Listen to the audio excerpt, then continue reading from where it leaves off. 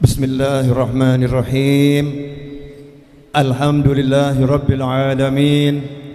Allahumma salli wa sallim ala sayyidina Muhammadin miftahi babi rahmatillah adada ma fi ilmillah, salatan wassalaman daimaini bidawami mulkillah wa ala alihi wa sahbihi. Allahumma salli ala sayyidina Muhammadin salatan taftahu biha lana futuhal arifin wa tufaqihuna biha fid din wa ala alihi wa sahbihi. Assalamu alaikum warahmatullahi wabarakatuh. Hadirin yang dimuliakan Allah Ta'ala, insyaallah dalam waktu kurang lebih 13 menit saya akan menyampaikan sesuatu yang saya belum tahu apa yang akan saya sampaikan. Mudah-mudahan apa yang nanti tersampaikan diridhoi oleh Allah Ta'ala, diberkati oleh Allah Ta'ala, dan terus dijadikan ilmu yang manfaat ilal mamat wa ilal jannah insyaallah. Ikhwani rahimakumullah, kumpulnya kita di tempat yang mulia ini di masjidnya Allah Subhanahu wa Ta'ala, dan kita ziarah Al-Habib Husain bin Abu Bakar Al-Idrus luar Batang yang sangat masyhur karamahnya, kelebihannya, baik orang yang kenal tentang hidup beliau maupun orang yang tidak kenal sekalipun. Semua yang datang dengan niat untuk mengambil berkah yang Allah titipkan kepada beliau, yang senantiasa turun di alam barzahnya, senantiasa turun di kuburnya, senantiasa turun kepada rohnya, maka yang berada di sekitarnya mendapatkan limpahan barokah tersebut, mendapatkan limpahan rahmat tersebut. Semuanya merasakan, semuanya membuktikan ini adalah karena apa? Allah Subhanahu wa Ta'ala telah berketetapan di setiap tempat. Allah sudah pilihkan syiar-syiarnya Allah Subhanahu wa Ta'ala. Allah sudah siapkan cahaya-cahayanya Allah Subhanahu wa Ta'ala di tempat-tempat yang dipilih oleh Allah, manusia yang dipilih oleh Allah Subhanahu wa Ta'ala. Dan kita cuman punya satu kata, yaitu al-mahabbah, satu kata, yaitu cinta.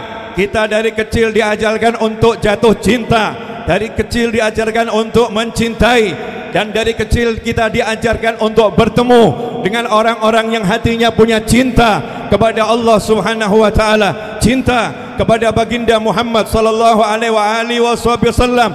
Allah Ta'ala sifatkan ahlul jannah, Allah sifatkan penghuni surga, bahwasanya di hatinya penghuni surga itu tidak ada rasa benci, tidak ada permusuhan, tidak ada rasa iri, tidak ada rasa dengki. Mereka bersaudara, duduk di atas singgasana-singgasana, di atas dipan-dipan, saling menghadapkan wajah.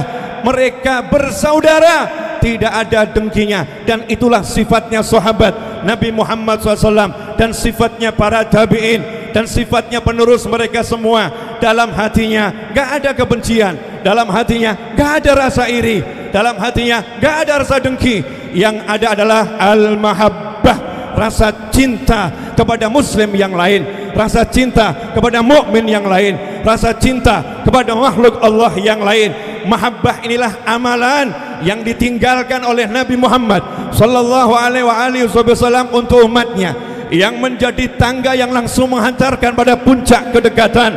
Mungkin di antara kita ada abid, di antara kita ada ahli salat malam, mungkin ada ahli qiraatul Quran, mungkin ada ahli istighfar, mungkin ada ahli tahlil. Tapi kalau kita berjalan sendiri menghadap Allah Subhanahu wa Ta'ala, itu enggak akan menjamin kita akan duduk bersama Nabi Muhammad SAW, enggak akan menjamin kita akan duduk bersama Sayyidina Abi Bakar As-Siddiq radhiyallahu ta'ala anhu, enggak akan menjamin kita akan duduk bersama Sayyidina Umar ibn Al-Khattab radhiyallahu ta'ala anhu, enggak akan menjamin kita akan duduk bersama Sayyidina Uthman bin Affan radhiyallahu ta'ala anhu, enggak akan menjamin kita akan duduk bersama Sayyidina Ali karramallahu wajhahu radhiyallahu ta'ala anhu, enggak akan menjamin kita akan duduk bersama Al-Habib Husain bin Abu Bakar Al-Idrus, enggak menjamin. Kenapa? Amalan kita dibandingkan amalan mereka jauh sekali. Ikhwani rahimakumullah, bentuknya mungkin sama tapi isinya jauh berbeda. Salatnya pasti sama, rukuknya rukuk, sujudnya sujud, lakin hatinya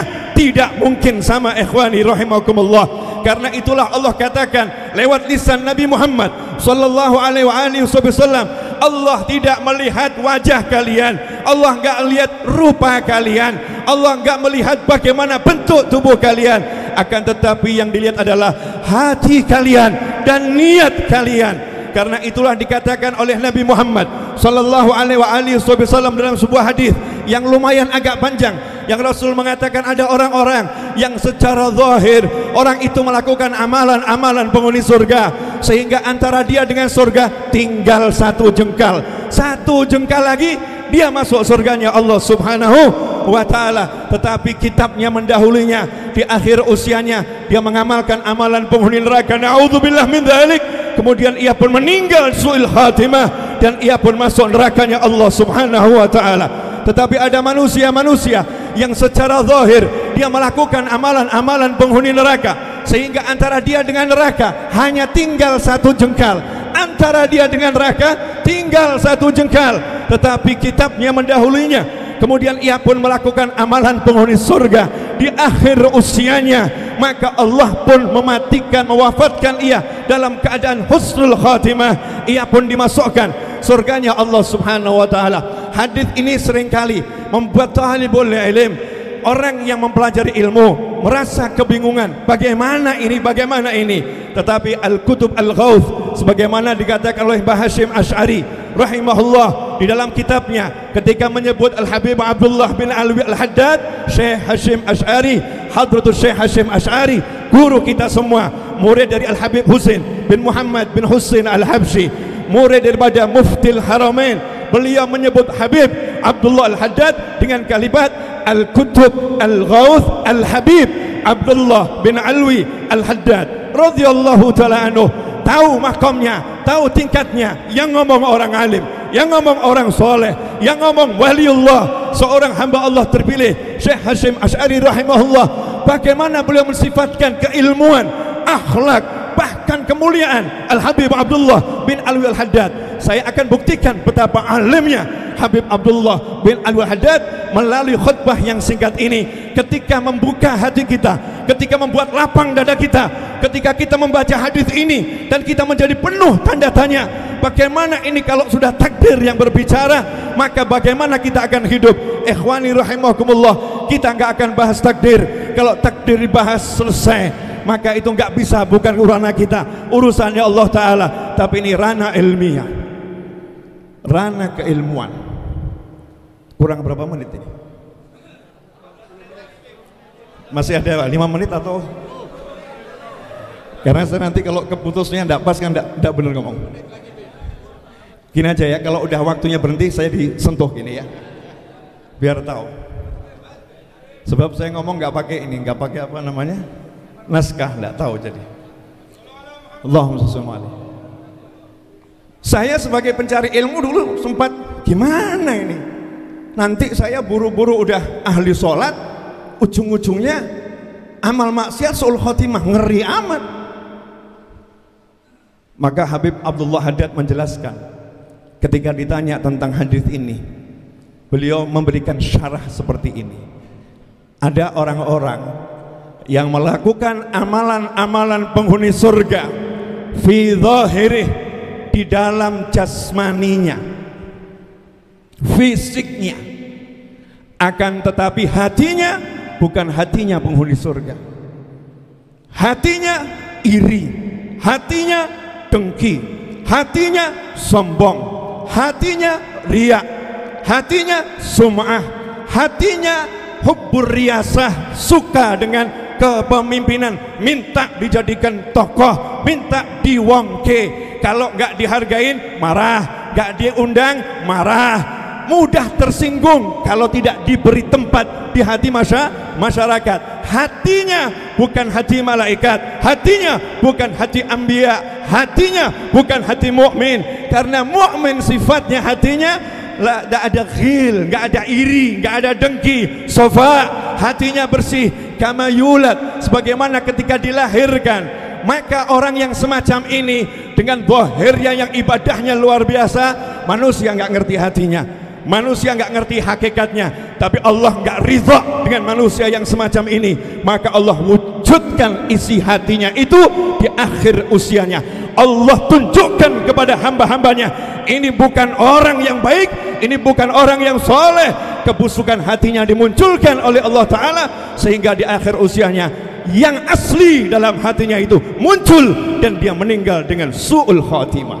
Na'udzubillah min dzalik. Sementara ada orang-orang yang seperti kita ini.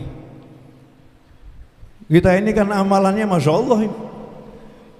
Sholat, alhamdulillah sholat, tapi sholat kita nggak paham ini. Menurut Syafi'i sah atau enggak? Menurut Maliki sah atau enggak? Menurut Hambali sah atau enggak? Menurut Hanafi sah atau enggak? Sholat bila ilm, sholat nggak pakai ilmu, sholat. Tetapi kalau maksiat kita nggak usah diajarin setan, kita udah pinter. Mata nggak usah disuruh lihat haram, lihat. Mulut nggak usah disuruh ghibah. Lakin orang-orang yang amalannya seperti ini, dia punya hati ketika dia bermaksiat sedih. Ya Allah, kenapa saya seperti ini? Ya Allah, kenapa saya nggak seperti beliau? Kenapa saya nggak seperti beliau? Menunjuk melihat orang-orang yang saleh, husnudzan kepada yang lain, sementara dia menuduh dirinya sendiri penuh dengan keburukan. Dia sadar saya bukan orang yang baik. Orang yang hatinya semacam ini, perjalanan hidupnya di akhir usianya ditunjukkan oleh Allah Subhanahu wa taala min ahlil khair, maka Allah takdirkan dia meninggal dengan husnul khatimah. Saya baca banyak kitab, dapat penjelasan seperti ini baru dari Habib Abdullah bin Alwi Al-Haddad radhiyallahu ta'ala anhu, orang alim.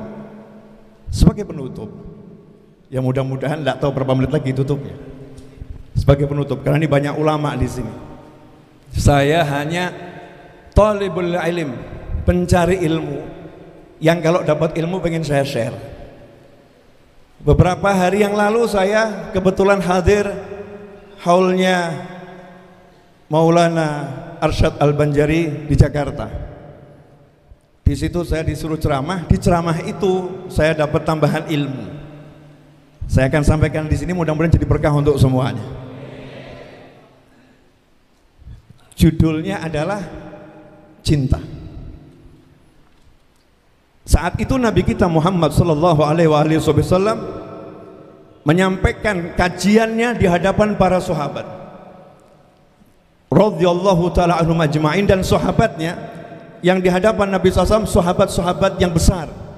Sayyidina Abu Bakar, Sayyidina Umar, Sayyidina Uthman, Sayyidina Ali, Sayyidina Anas bin Malik radhiyallahu ta'ala anhu ajma'in. Senior sahabat.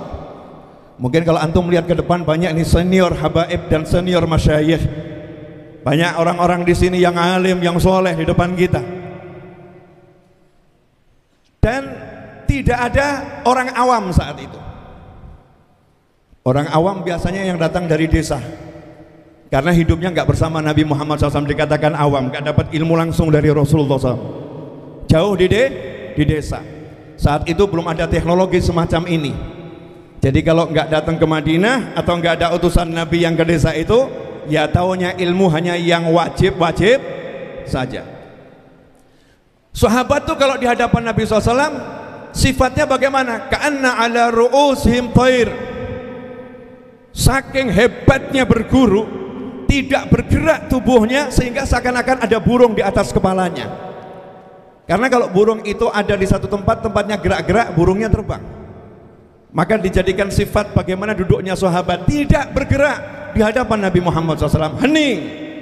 Dan Allah pun telah melarang seorang mukmin berbicara melebihi suara Nabi Muhammad SAW. Amalnya bisa hancur. Datang orang dari dusun A'rabi, seorang dari dusun, dari pedalaman yang hidupnya dengan batu-batu di gunung padang Sahara, yang suaranya nggak bisa ngomong pelan. Beda sama orang Solo. Orang Solo kan lemah lembut ya. Kecuali kalau lagi ceramah emang harus teriak gini. Orang Solo lemah lembut. Ada di negara kita misalnya ya satu wilayah yang orangnya biasa ngomongnya keras. Kalau yang nggak paham dikira kasar, padahal nggak kasar. Memang suaranya keras. Ini datang teriak-teriak ketika Nabi lagi ceramah. Coba bayangin. Teriak-teriaknya mengatakan mata sa'ah, mata sa'ah, mata sa'ah. kalau dilihat dari kacamata keilmuan, orang ini nggak beradab. Kalau dilihat dari kacamata ilmunya para sahabat, orang ini nggak sopan pada Nabi Muhammad SAW. Nabi lagi bicara dipotong, Nabi lagi bicara dia teriak, suaranya mengalahkan suara Nabi Muhammad SAW. Apa yang dilakukan Nabi Muhammad SAW dan para sahabat? Nah itu hebatnya sahabat. Ada Nabi, sahabat nggak nggak ada. Diam, ada Nabi, biar Nabi yang mimpin, biar Nabi yang beresin. Kita fokusnya sama Nabi Muhammad SAW. Kadang-kadang kita enggak. Kadang-kadang kita ini ada yang memimpin, kita jalan sendiri-sendiri seakan-akan lebih hebat dari yang memimpin itu. Nah, setelah selesai Nabi bicara, enggak dijawab sama Nabi Muhammad SAW. Sampai selesai bicara, Nabi nanya, "Man sa'il?" Siapa tadi itu yang nanya tentang kiamat? Sampai hari ini saya baca sekian banyak kitab, saya belum pernah menemukan jawaban Nabi SAW untuk orang itu tentang pertanyaannya. Sahabat itu nanya kapan kiamat, seharusnya Nabi jawab, saya nggak boleh ngasih tahu tentang kiamat. Misalnya begitu, seperti disampaikan kepada malaikat Jibril alaihissalam. Atau Nabi mengatakan, saya kasih tahu saja ya, tanda-tandanya kiamat. Masih ada hubungannya dengan soal, masih ada hubungannya dengan pertanyaan. Makanya kalau zaman sekarang ada orang ngotot nanya nggak dijawab, maka yang nggak jawab mencontoh Nabi Muhammad SAW. Yang nggak menjawab alim, yang nggak menjawab ngerti. Orang ini nggak layak mendapatkan jawaban yang dia butuhkan.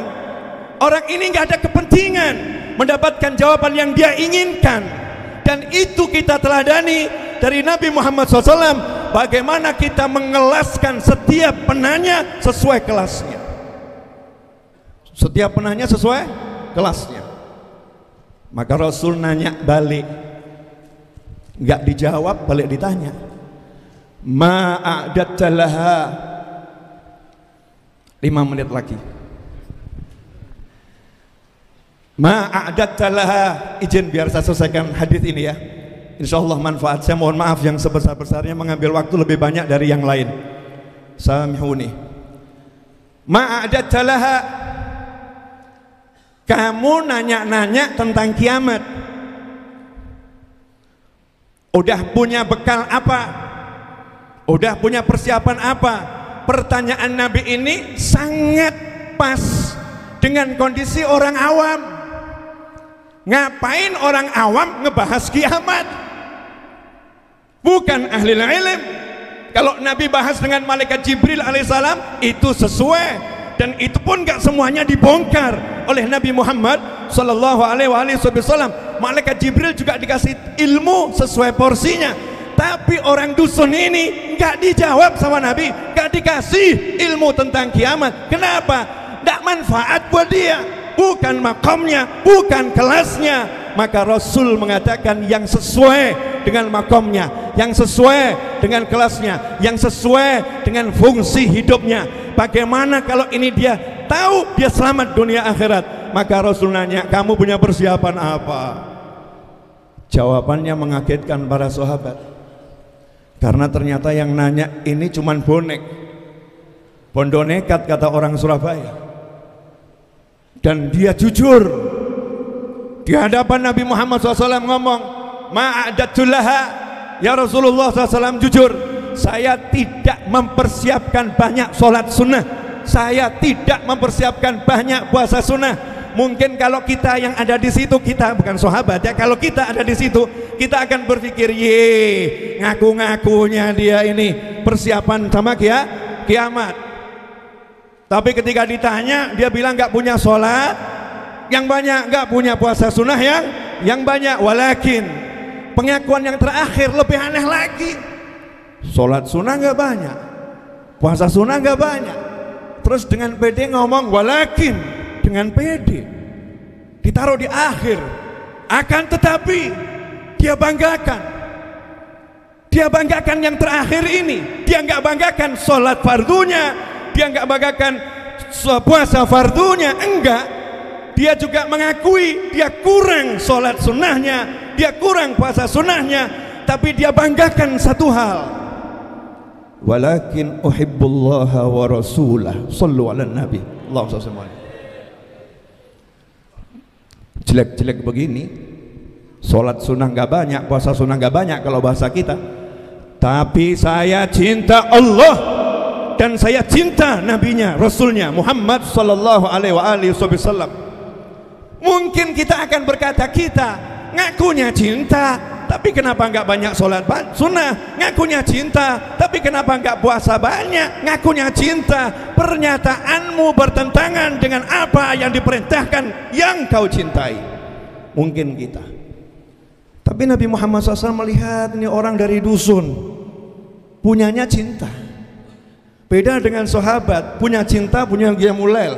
Sayyidina Abdullah bin Umar radhiyallahu ta'ala satu malam bisa 5 kali sholat malam. Sayyidina Utsman bin Affan 2 rakaat khatam Al-Quran, bahkan dikatakan fi witir 1 rakaatnya Sayyidina Utsman itu khatam Al-Quran. Kalau kita lihat amalannya para sahabat, ini layak dikatakan pecinta. Nah yang ini ngaku cinta nggak punya amal.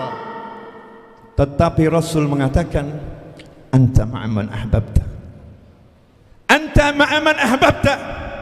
Dia datang gak pernah menyangka Rasul akan ikrar I love you.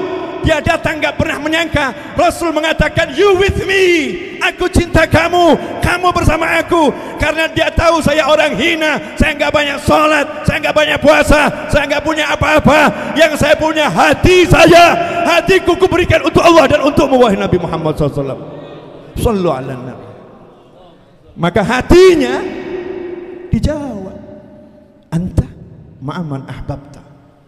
Sahabat yang ahli tahajud, sahabat yang ahli khatmul Quran, sahabat yang ahli sedekah, sahabat yang ahli istighfar, sahabat yang ahli duha, sahabat yang ahli amal soleh, kirangnya luar biasa. Dan mereka berkata, setelah kami memeluk agama Islam, kami itu bahagia, tapi belum pernah kami merasakan kebahagiaan yang melebihi kebahagiaan seperti hari ini ketika Rasul mengatakan anta ma'aman ahbabta, kamu bersama yang kamu cintai. Maka Sayyidina Anas bin Malik, pembantunya Nabi Muhammad SAW, 10 tahun khidmah sama Nabi SAW, gak pernah pede di surga sama Nabi. Sholatnya hebat, puasanya hebat, zikirnya hebat, gak pernah pede akan di surga bersama Nabi Muhammad SAW karena paham Rasulullah SAW makomnya tinggi. Maka Anas bin Malik mengatakan, fa anna uhibbullaha wa rasulah wa Abu Bakrin wa Umar wa arju ma'ahum fil qiyamah. Atau kama qala Anas bin Malik, saya cinta Allah, saya cinta Rasulnya, saya cinta Abu Bakar, saya cinta Umar, aku berharap dikumpulkan bersama mereka kelak di hari kiamat. Karena itu wasiat saya untuk diri saya dan antum semuanya, sebarkan ajaran ini, ajaran mahabbah, ajaran cinta. Kalau ada orang mengajarkan kebencian, singkiri. Ada orang mengajarkan iri dengki, singkiri. Ada tayangan yang penuh iri dengki, hindari, hapuskan. Jaga hati, karena itu modal kita. Illa man atallaha biqalbin salim. Hanya orang yang datang dengan hati bersih yang selamat. Ingat, mati gak menunggu-nunggu, saatnya datang pasti kita dibawa pergi. Gak ada yang bisa nolong kita ilal amal, dan amal kita sedikit. Tapi kalau kita punya cinta, kita punya sesuatu yang luar biasa. Dan semoga kita termasuk minal mahbubin, yang dicintai, karena kita mencintai Habib Husain bin Bakar alaihi suwar batang. Insyaallah kita semua ma'ahum, bersama beliau-beliau dan guru-gurunya dan orang-orang yang beliau cintai. Wal afu minkum, semoga bermanfaat. Wa sallallahu ala sayyidina Muhammadin wa alihi wasallam. Walhamdulillahi rabbil alamin. Wassalamualaikum warahmatullahi wabarakatuh.